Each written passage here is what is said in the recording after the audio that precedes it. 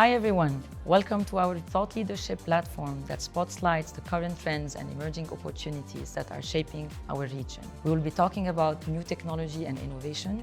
In this special episode, I'm glad to host Mathew Griffin, a world-renowned futurist and advisor to governments, and also the founder of the 311 Institute, a global futures and deep future consultancy. Matt will share with us the latest developments in technology and innovation that are shaping and impacting our industry and our lives.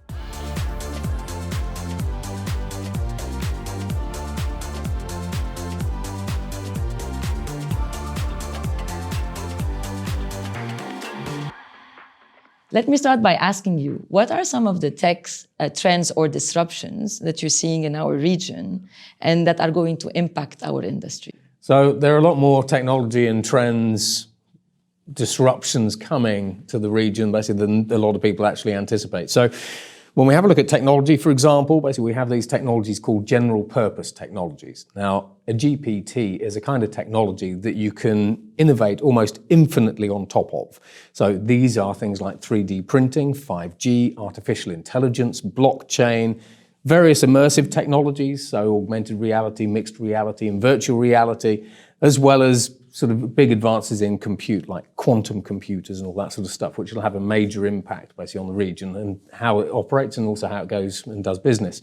When we have a look at trends, though, there are a lot of trends that are both having a direct and indirect impact basically on the region. Now, typically, when you have a look at things from a CEO's perspective, for example, around 45% of what a CEO does has some level of control. That's it. However, 55% of things that happen to a business are typically outside of the CEO's control.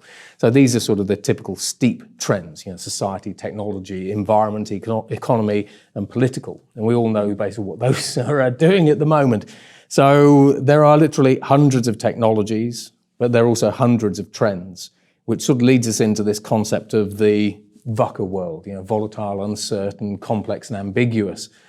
But when we start having a look at things like CEO tenures, for example, the average CEO tenure has now dropped from 10 years to 7 years for the simple reason, basically, that there is so much changing that trying to pick sort of one or two that are the most important is increasingly difficult for everybody. Wow, that's scary, I would say.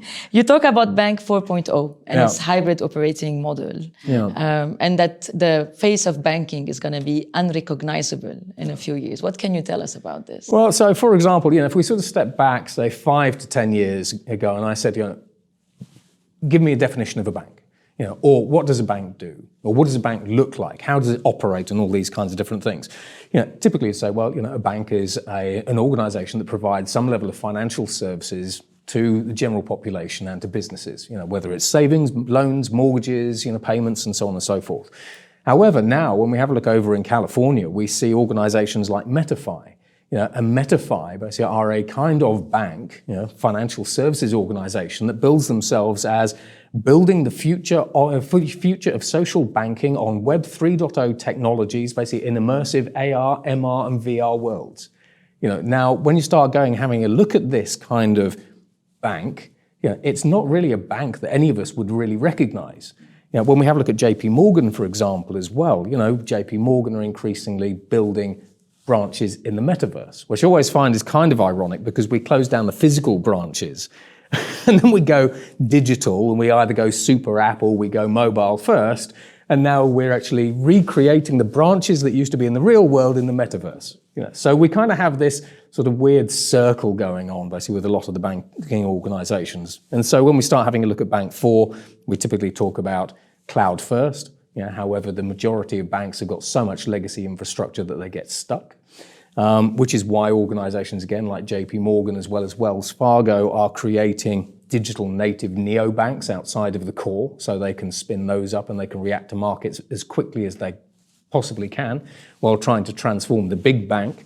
But obviously, personalization, automation, and all sorts of other things coming through.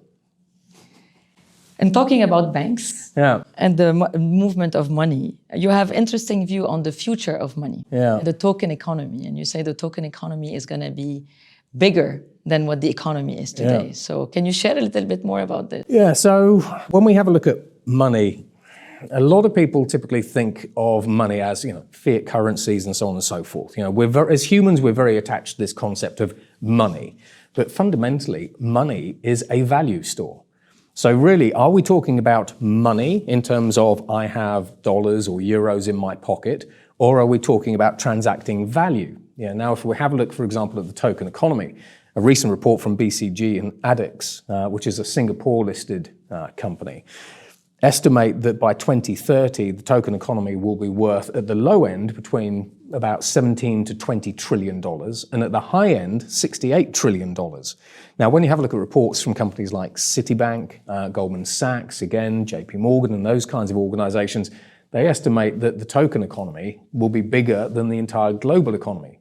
But the reason for that is when we have a look at tokens, you can tokenize anything. You can tokenize a physical thing, a digital thing, a virtual thing, and then you can apply different values and transactions to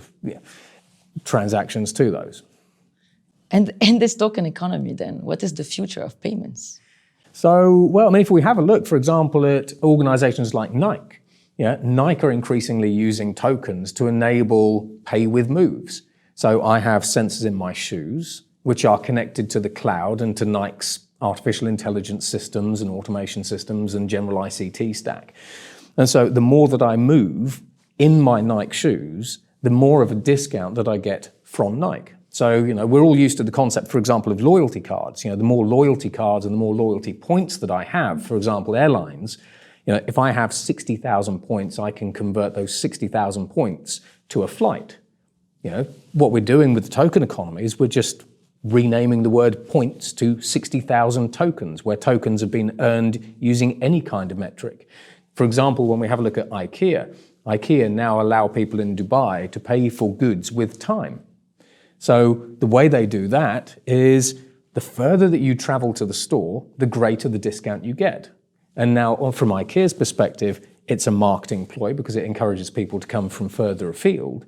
But when you actually have a look at, for example, online gaming environments, we have this concept of X to earn. So this is where you play to earn. When you have a look at the Brave browser, it's you watch adverts to earn. So increasingly, when we talk about earning money, are we earning dollars and euros, or are we actually earning tokens that we can then trade with large organizations for stuff that they can then convert into crypto or whatever they want to do? So this is sort of where I make the demarcation between, are we talking about the future of money or really the future of value? Because they're two different conversations, but increasingly all these powerful technologies let us talk about value networks as opposed to monetary networks, which then means that from a payments perspective, you start getting into some strange territories. That's true. And if we consider all these disruptions, what would you advise financial institutions to future-proof actually their businesses and be ahead of the curve? Yeah.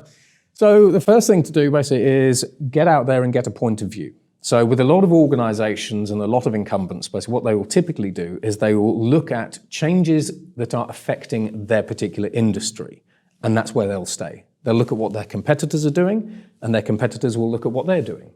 And they will have a look at a couple of the startups, basically, who are labeled as being, for example, in the financial services sector, so fintechs and DeFi startups. But when we see disruption is coming from every single corner of the planet. It's coming from every single sector now. Because we not only see technology convergence, but we increasingly see industry convergence. So for example, if we take the steering wheel, the dashboard, and the pedals out of a car, we no longer have a car. So we have a pod. Now, if you're Mercedes, you used to sell cars. Now you're selling pods that are just third-party blank spaces. Now, if people are in these blank spaces, if you're watching Netflix, are you paying for Netflix with a Mercedes payment system, for example? So we see industry convergence coming through very strongly across every sector. So the first thing to do is get a point of view of what's going on in the near, mid, and long-term future, the sort of Horizon 1, Horizon 2, Horizon 3 conversations. Do that in your own industry, but also look outside of your industry. Bring that in-house, Try to understand what it means for you and your business, the threats and the opportunities. But once you've done that, you need to have the right culture within the organization to embrace these and say, we've seen some new threats or some new interesting opportunities. You bring it in, you have teams that are able to understand what these mean for your business, you experiment, but it's very important that you have the right culture and the right leadership within businesses, because if you don't, then the next big thing, if you have a CEO that says we're not interested in that next big thing because we just don't do experimentation here, it's not us, it's not our core business, we don't understand it, it's a risky area to go into, you never do that thing. And if you don't do that thing, someone will do it to you. Matt, it's interesting that you're saying that culture and leadership will remain in this deep future disruptive word. Thank you so much for being with us. Well, thank you very much.